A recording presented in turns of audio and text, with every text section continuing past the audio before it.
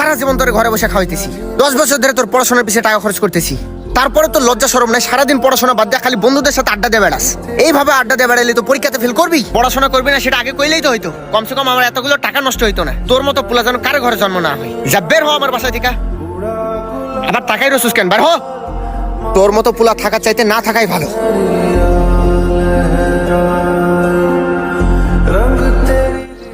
কিরে তুই বলে পরীক্ষায় ফেল করছস? তোরে দিয়ে চাইতে ভালো কি বার হইব? পড়ালেখা তো আর তোর দ্বারা হইব না। তুই থাক, তোর সাথে চলে আমার নিজেরও মানিজ্যটা খোয়াইতে চাই না।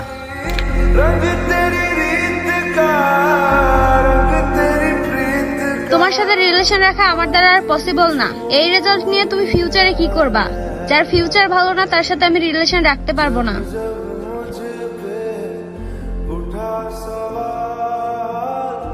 নিশ্চয় আল্লাহ যা করে ভালোর জন্যই করে।